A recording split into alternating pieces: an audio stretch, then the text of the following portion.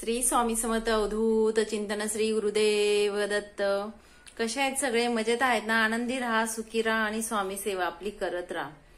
तर आजचा आपला विषय घेऊन आलेली मी तुमच्यासाठी देवांविषयी, की आपल्या देवघर जे असतं, आपल्या देवघरामध्ये कोणत्या वस्तू ठेवायच्या, काय ठेवायच्या, मूर्त्या कशा ठेवायच्या, किंवा ज्या मूर्त्या असतील त्यांचं विसर्जन कसं करायचं आपण, आणि कोणत्या वारी आपण विसर्जन करू शकतो आणि विसर्जन कशा पद्धतीने करू शकतो ते झालं. त्याच्यानंतर आपल्या देवघरात आपण कोणते देव ठेवू शकतो याविषयी मी तुम्हाला सांगेल.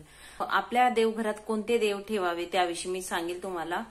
आणि जास्तीचे देव सहसा करून नसावेत, कारण आपण आणायचं काही नाही. घरात देव आणले म्हणजे त्यांची विधिवत आपल्याकडून पूजा व्हायला पाहिजे. आपल्याकडनं त्यांची आपण बोला मंत्र स्तोत्र ज्या गोष्टी असतात वारंवार व्हायला पाहिजेत. नाहीतर उगाच आणून आपण देवघरात नुसतं देव ठेवणं हे योग्य नाही.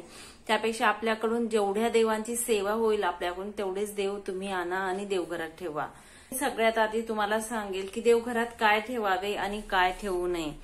देवपूजेतील देव एकमेकांना पाहत असतात बघा. देवघरातील जे देव असतात तर एकमेकांना बघत असे समोरासमोर जे फोटो ठेवले जातात तर तसे कधीही ठेवू नये देवघरामध्ये. जर फोटो असतील किंवा मूर्ती असतील, कोणतीही वस्तू असू देत, ते सरळ आपल्याकडे तोंड करूनच असे असतील तसे आपण देवघरात देव ठेवायचे. पुढचं तुम्हाला सांगेल मी, देवाऱ्यात कमीत कमी देव किंवा मूर्ती किंवा तसबिरी असाव्यात. तेच सांगेल की देव जे असतात ते आपल्याला योग्य जे महत्वाचे असतात आधी ते घ्या तुम्ही, आणि त्या व्यतिरिक्त जर तुम्हाला घ्यायचे असतील पण ज्यांची पूजा होईल, देव असो नाहीतर आपलं यंत्र असो, की त्यांची आपल्याकडनं विधिवत पूजा होईल अशा पद्धतीनेच देव घ्या, नाहीतर नका घेऊ. तुमच्याकडनं जेवढं होईल तेवढेच देव आपल्या देवघरात ठेवायचे असतात. त्याच्या पुढचं सांगते, एकाच देवाच्या दोन अगर जास्त मूर्ती पूजेत असू नयेत. म्हणजे एका देवाचं बघा, कोणाकोणाच्या देवघरात कसं असतं, एक गणपती बाप्पा, दोन गणपती बाप्पा.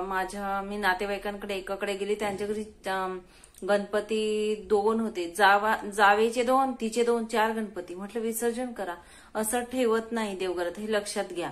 मग कसं होतं, एकही देव त्याच्यातला काम करत नाही. त्यामुळे एकच देव ठेवायचा, एक मूर्ती ठेवा आणि एक फोटो असला तरी चालेल, किंवा मूर्ती एक आणि फोटो एक असला तरी चालेल. पण मूर्त्या जे बोलतो आपण असं 2-2, 3-3 ठेवायच्या नाही एका देवाच्या. कधी पण एकच ठेवा, ठीक आहे. देव्या असेल, देवींच्यापेक्षा वेगवेगळे, लक्ष्मी माता, आपली कुलस्वामिनी माता असेल त्या वेगवेगळ्या चालतील, अन्नपूर्णा असेल त्या वेगवेगळ्या चालतील, पण एका देवाच्या 2-2 नाही ठेवायच्या कधी पण, हे लक्षात घ्या. दत्तक गेलेल्या घराण्याचे देव जे असतात, दत्तक जे जातो आपण बघा, कोणाला मूलबाळ होत नाही, मग भावाचे मुलं किंवा कोणातरी म्हणजे असे दत्तक घेतात, तर दत्तक गेलेले जे असतात त्यांचे देव कधीच नाही घ्यायचे, ठीक आहे. म्हणजे एखाद्याने दत्तक घेतले आपल्याला, त्यांचे सोन्याचे जरी देव असले तरी ते विसर्जन करावे. वाहत्या पाण्यामध्ये विधिवत व्यवस्थित विसर्जन करायचे ना, आपले स्वतःचे नवीन देव घडवायचे. नाहीतर काय होतं, ते जे दत्तक गेलेले जे देव असतात जे आपल्याला मिळतात ते आपला वंश वाढू देत नाही, वंशवाढीला कारण ठरत असतं. त्याच्या मागचं हे कारण आहे. त्यामुळे जर दत्तक गेलं असेल कोणी तर त्यांचे देव आपण घ्यायचे नाही, ते विसर्जनच करावे. घरामध्ये आपल्या देवघरात भगवान शंकरांची मूर्ती किंवा फोटो नसावा, त्यांची पिंड स्वरूपातच आहे. ज्या घरात देवघरात मूर्ती किंवा फोटो असतो भगवान शंकरांचं, ते घर किंवा ती जागा जी असते ती स्मशानावत होत जाते कालांतराने, आणि त्यांचं सगुण रूप हे स्मशानातच आहे. तिथे तांडव नृत्य करत ते स्वरूप जे असतं ते स्मशानात असतं. त्यामुळे कधीही लक्षात ठेवा की आपल्या घरात कुठेच, देवघरातच नाही तर घरात सुद्धा आपल्या घरात महादेवांचा फोटो पण नसावा, हे लक्षात घ्या. नाहीतर मग ते घर जे असतं ते स्मशानात होत चालतं.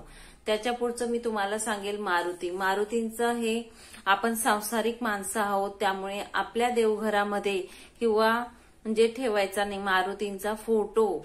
पंचमुखी मारुती जे असतात ते आपल्या दरवाजावर लावतो आपण, तो चालतो. पण जो मारुतींचा मूर्ती किंवा फोटो देवघरात ठेवतात लोक, तर तो ठेवायचा नसतो. कारण आपण संसारी माणसं आहेत आणि मारुती हे ब्रह्मचारी होते. त्यामुळे आपला वंश जो असतो आपला तो खंड होण्याची शक्यता असते. गायत्री माता ज्या आहेत, गायत्री माता ज्यांची मूर्ती किंवा पूजा आपल्या देवघरात लागू पडत नाही हे लक्षात घ्या. गायत्री मंत्र बऱ्याच लोकांचा प्रश्न होता, त्याच्यावर मी व्हिडिओ बनेल, सेपरेट बनवणार आहे. गायत्री मंत्र हा उपचार मंत्राची गोष्ट वेगळी असते, पण गायत्री मातेची मूर्ती किंवा फोटो ह्या गोष्टी असतात हे देवघरात कधीच ठेवायचं नसतं. कारण गायत्री मातेला शिवाशिव, जसं सुतक झालं, आपलं मासिक धर्म झाला की ह्या गोष्टींची सावली आपली छाया पडत असते. ह्या गोष्टी बिलकुल चालत नाही, खूप कडक असतं त्यांचं. त्यामुळे आपल्या देवघरामध्ये गायत्री मातेची मूर्ती नसावी, फोटो नसावा हे लक्षात घ्या.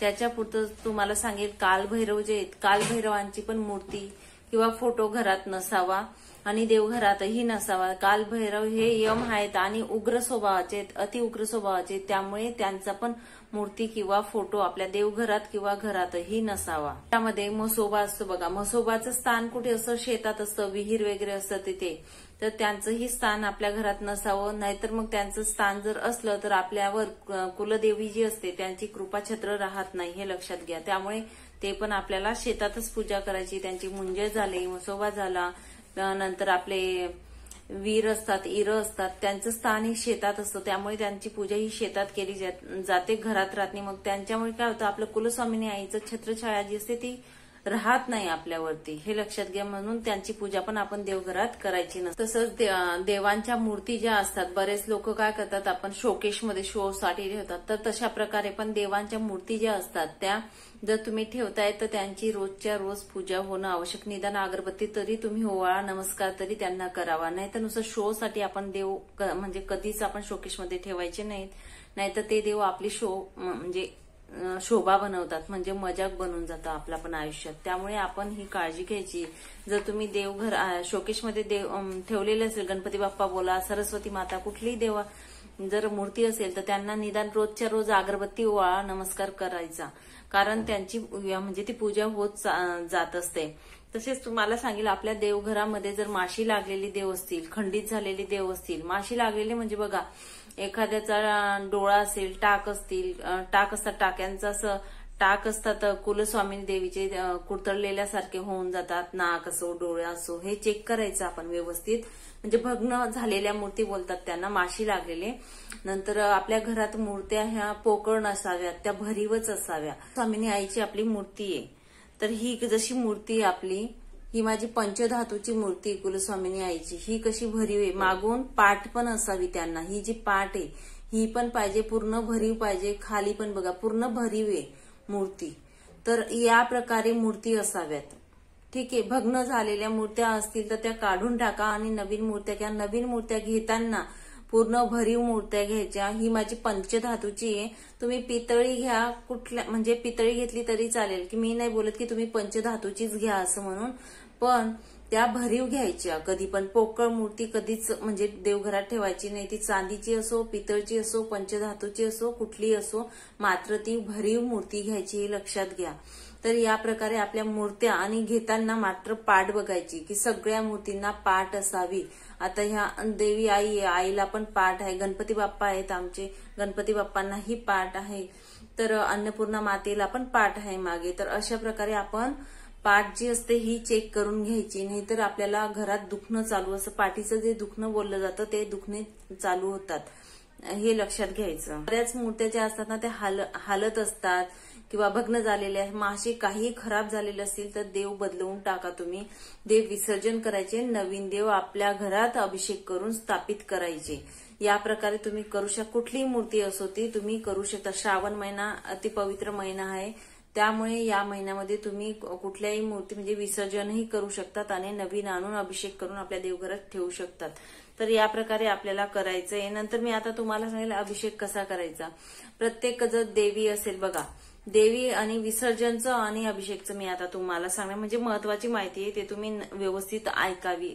आता मी सगळ्यात आधी सांगेल की नवीन देव जर आणले आपण, त्यांचं आपण पूजा कशी करावी, अभिषेक कसा करावा.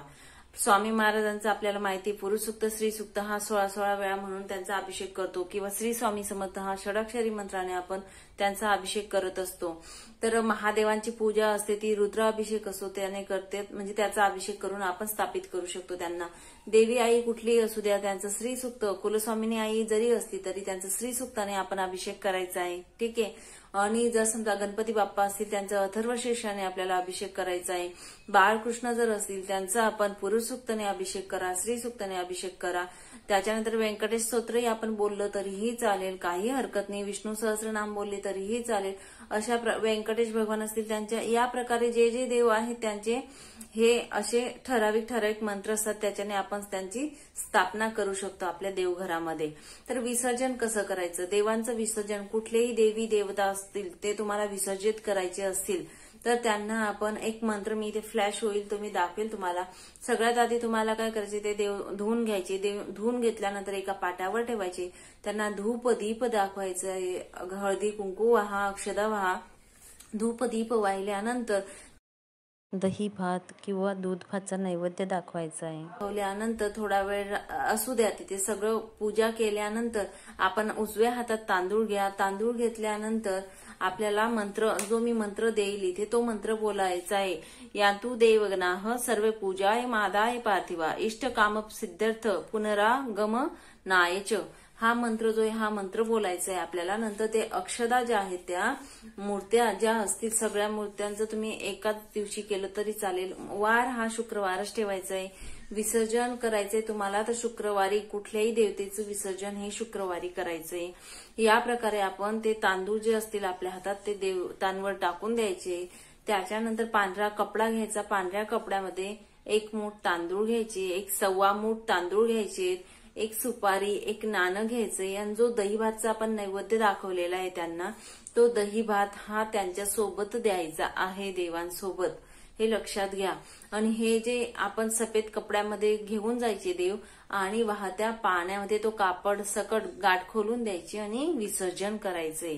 अशा प्रकारे तुम्हाला देवतांचं विसर्जन करायचंय. आणि कुठल्याही नवीन देवता असतील त्यांचं जे अभिषेक असेल तो मी जे मंत्रस्तोत्र सांगितले त्या प्रकारे आपल्याला करायचे. अजून काही तुमच्या मनात शंका असतील, काही प्रश्न असेल तर नक्कीच तुम्ही विचारू शकतात. मी नक्कीच उत्तर देण्याचा प्रयत्न करेल. चला मग इथेच थांबते, नंतर अजून भेटेल पुढच्या व्हिडिओमध्ये. तोपर्यंत श्री स्वामी समर्थ. अवधूत चिंतन. श्री गुरुदेव दत्त.